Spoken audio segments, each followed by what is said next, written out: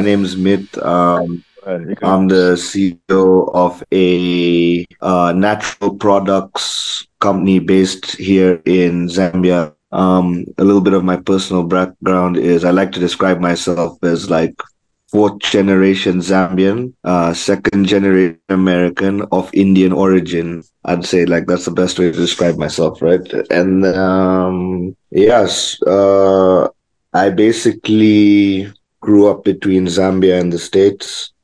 Then I eventually went to college in the US, Miami, FIU. And after that, I graduated with my bachelor's.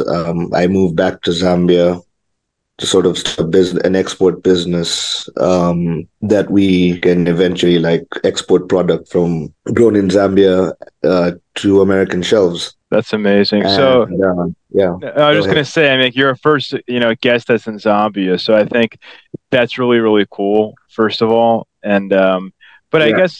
guess, like, I'm just gonna ask because you've lived in both places. You've lived in America, you've lived in Zambia. Like for our listeners that are mostly in the States, can you describe some of the differences in terms of just business in general, or business culture that you see in Zambia compared to in the U.S.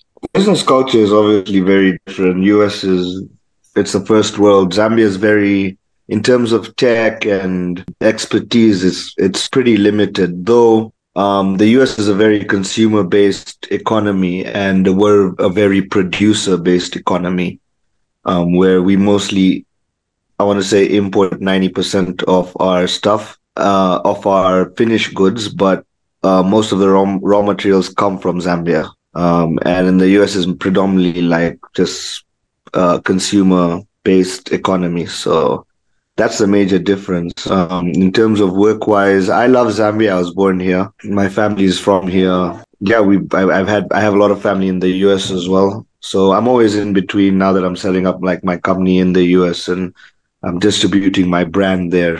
Great. So let me know what were the challenges when you started your business? I started my business at the end of, I actually bought a business. It was a closed down business. I basically acquired the machinery and the brand and relaunched it. We mainly deal with natural products like honey, Zambian honey, dehydrated fruit like pineapples, edible seeds and nuts like sunflower and cashews. And the biggest challenge was COVID. I'm not going to lie, it delayed our timeline. That's when the world went into COVID. And the Zambian market is so small. So for me to sustain my business, I had to export. So that was the biggest challenge, just basically surviving COVID. And then we eventually put the pedal to the metal once, basically last year when the world was out of COVID and people could travel between countries. Yeah. Great. And what are your short-term goals, by the way? My short-term goals are to basically launch my brand fully in the US.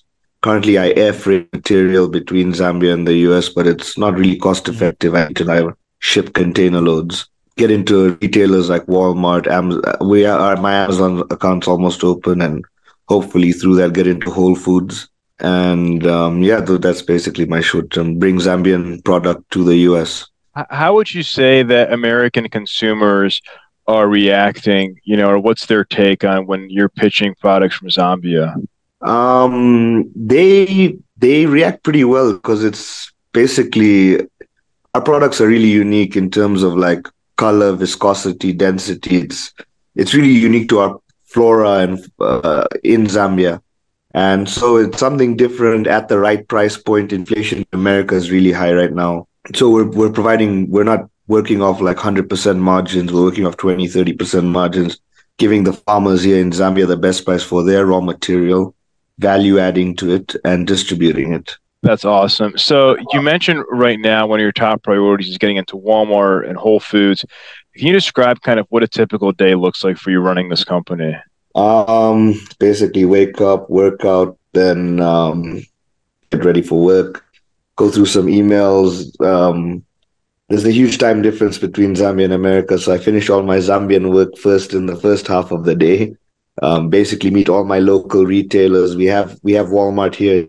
It's called Jumbo Mart and a Game. So it's owned by Walmart, but their African divisions. And we supply all of them. We supply about 100 stores that are equivalent to your Walmart across Zambia. We're expanding to other countries around Zambia, like South Africa, Botswana. And then, after that, half of the day goes on. I normally have meetings with a lot of NGO work, USAID, UK aid, the German aid, all sorts of aids from all over the world that try to help our farmers reach international markets. That's really cool. Then in the evenings, it's all American work. It's all just getting in touch with my distributors, my co-packers, the design team in the States. And basically after that dinner, start the day again. That's awesome. So I guess as of right now, how are you getting the word out? Like, are you using social media, LinkedIn, email? Like, how are you telling people about your brand? Yeah, I mainly make a lot of connections on LinkedIn. I think it's a great platform for B2B.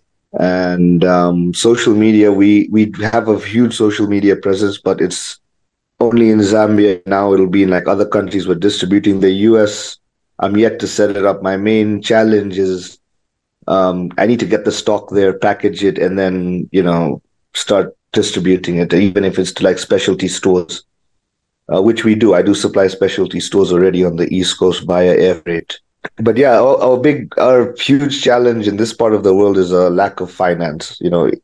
It's not easy to access capital, and it's much more expensive as well. Our interest rates go from like 12% all the way to like 33%, depending on who you're borrowing from. So it's difficult to do business. So a lot of growth is self-financed or self-generated. Makes sense. So in terms of, like, we always ask, 'cause we're a technology company, how do you use technology? How does it help your business? I try to use AI a lot these days. I'm trying to get like Microsoft Dynamics, my ERP system, just launched their own AI tool to help manufacturing process.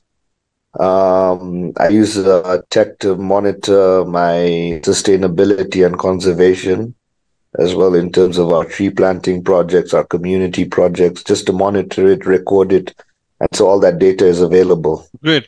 And how the technology is helping your business? And do you think AI do have a good role in your business, or may play a good role in your business? Yeah, definitely. The potential is huge. The more automation, everything in Zambia is very labor intensive. It takes a long time. So efficiency is not optimum.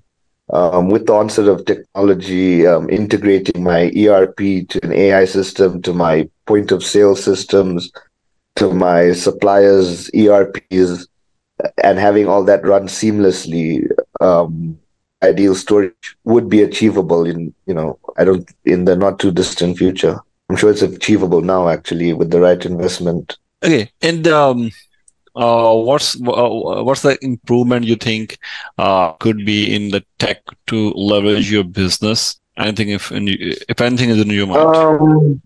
There's a huge gap between like me and as a manufacturer using tech and my farmers using tech.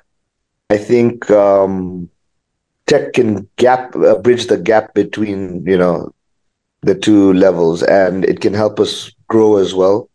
If the everyday Zambian farmer who's in the middle of the forest can access good tech and monitor, and we can monitor their farms, monitor their growing, their efficiency will improve,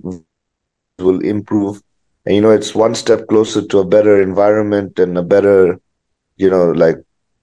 a better livelihood for the vulnerable population. So you mentioned that you went to college in the US. Did you ever think about starting a business in the US, or what made you want to go back and start a company in Zambia as opposed to in America or somewhere else? I obviously started a company in the US basically to link the two countries. They're both my countries, and I'd love to link the two, and it'd be a great story. It'd be great for both economy, great cultural exchange. And Zambia is a small place, it's not really, it's known. Maybe the biggest thing that happened to Zambia recently is like Kamala Harris's grandfather is from Zambia, and so she's like, she was visiting our president and someone took a picture and they're like, "That's just two Zambians chilling on their land." That's cool. So No, I was just gonna ask, so like for you, right? Like you basically the way you see it is like Zambia has much more opportunity, and that's kind of you're like, okay, I see this opportunity here in this country where they don't have everything that America has yet, and I can help kind of connect that bridge between America and Zambia. yeah, just repeat it. Sure, sure. So, I guess like for you, right?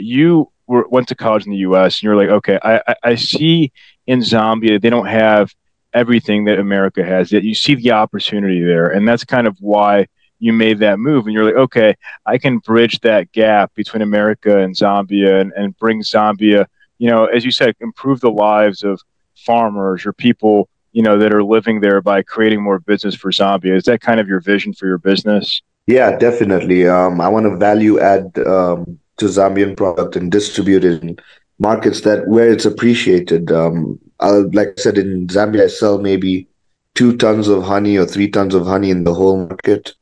My one shipment to America was 20.5 tons. It blew it out of the water. It blew my revenues out of the water, everything.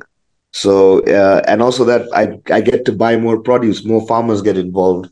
I can give people a better price, and that way it's a whole chain of sustainability. What has been your biggest challenge in terms of finding the right farmers for your business? There's a huge education gap in Zambia.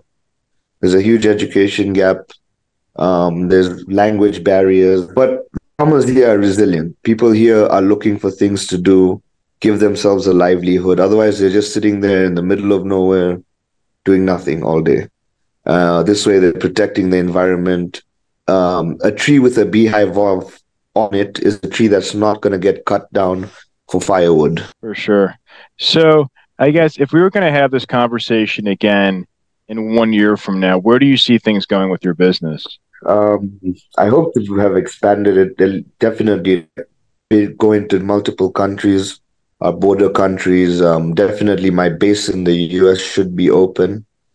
I should be shipping more. My brand should be launched hopefully in one big retailer by then. And yeah, I hope I get like daily Amazon sales. That's about it. That'd be good enough from a year from now. That's amazing. So in terms of advice, like what advice do you have for any aspiring entrepreneurs out there? The biggest thing is perseverance. You never know. You never know. You just try it for one more day. That day might change everything. I know it's tough. It does get tough. The journey is hard, but there's hope in community as well. If you find community, there's hope in there. Network is net worth.